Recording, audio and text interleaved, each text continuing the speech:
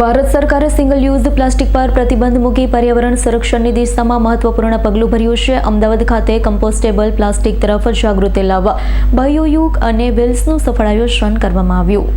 CIPET અમદાવાદના સહયોગથી યોજાયેલા કાર્યક્રમમાં વિદ્યાર્થીઓ, સંશોધકો, ઉદ્યોગ સાહસિકો અને પર્યાવરણ પ્રેમીઓએ ઉત્સાહપૂર્વક ભાગ લીધો. કાર્યક્રમમાં બાયો આધારિત ટેકનોલોજીના ઇન્ટરેક્ટિવ પ્રદર્શન, live demonstration, hands on activities અને પેનલ ચર્ચાનું આયોજન કરવામાં આવ્યું. સાથે જ કમ્પોસ્ટેબલ પ્લાસ્ટિકના મહત્વ પર જાગૃતિ લાવવાનો સેમિનાર પણ યોજાયો હતો. આ અવસરે શેરડીમાંથી બનેલા બાયોપ્લાસ્ટિક સહિત અનેક પર્યાવરણ મૈત્રી પ્રયોગો રજૂ કરવામાં આવ્યા. ઉપસ્થિતો માટે પ્રેરણાદાયી સાબિત થયા છે. કાર્યક્રમ દરમિયાન નિષ્ણાંતોએ સમજાવ્યું કે કમ્પોસ્ટેબલ પ્લાસ્ટિક એ ખાસ પ્રકારનું પ્લાસ્ટિક છે જે કુદરતી રીતે થોડા મહિનામાં તૂટી માટીમાં ભળી ખાતરનું સ્વરૂપ ધારણ કરે છે. તેમાં ઝેરી તત્વો નથી. પર્યાવરણ, પશુ પક્ષી અને દરિયાઈ જીવને નુકસાન પહોંચાડતું નથી. આ દરમિયાન શ્રીમતી શ્વેતા સૂર્યવંશી, બાયોયુગ ટીમ, બલરામપુર ચીની લિમિટેડ ઉપસ્થિત રહ્યા હતા. My name is Shweta Ravindra Suryavanshi. I am working as a business development head for Balrampur Chini Mills PLA project. Madam, आज ये जो प्रेस कॉन्फ्रेंस रखी है, किस तौर पर रखी है और आपका मेन उद्देश्य क्या है? सो आज का ये जो सेमिनार हम लोगों ने सिपेट अहमदाबाद के कोलाब्रेशन में रखा हुआ है, इसका मेन उद्देश्य ये है कि PLA, ये जो एक बायोप्लास्टिक इंडिया में हम लोग लाने जा रहे हैं, उसके प्रति अवेयरनेस क्रिएट करना. आज हम लोग सब जानते हैं कि कन्वेंशनल प्लास्टिक से क्या क्या एप्लीकेशंस बन सकते हैं, पर आज हम लोग ये नहीं जानते कि PLA से हम लोग क्या क्या बना सकते हैं.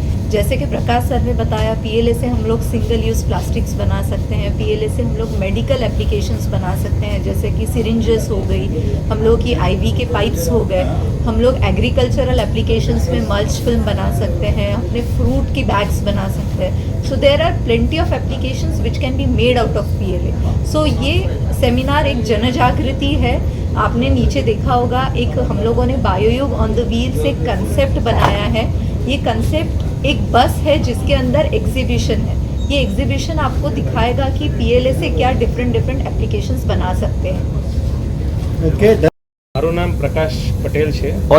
હું managing director of Vision Industries અને અમે SCPI association of compostable plastic ઇન્ડસ્ટ્રીઝના હું ટેકનિકલ લીગલ ટીમમાં કામ કરું છું. સર, કમ્પોસ્ટેબલ પ્લાસ્ટિક છે શું અને શેમાંથી બને છે? કમ્પોસ્ટેબલ પ્લાસ્ટિક છે એવું પ્લાસ્ટિક છે, એક નેચરલ પદાર્થોમાંથી બને છે. નેચરલ પદાર્થોમાં હું તમને એવું કહીશ કે એક સ્ટાર્ચ કહીએ, જે બટાકા, મકાઈ, શક્કરિયા અને શેરડી, એ બધામાંથી એક પ્રકારનો સ્ટાર્ચ મળે અને સ્ટાર્ચનું એ લોકો પોલિમરાઇઝેશન કરીને પ્લાસ્ટિક્સના દાણા બને, જેને PLA કહેવાય. એનું પૂરું નામ છે PLA, એટલે પોલીલેક્ટિક એસિડ્સ.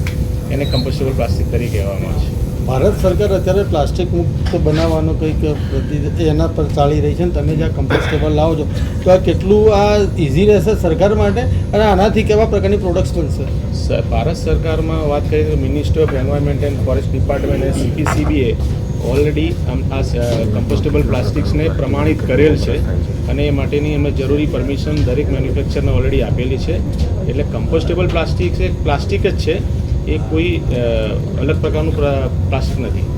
સર, આજના સેમિનારમાં આપણે કયા કયા મુખ્ય મુદ્દાઓની સાથે વાત કરી?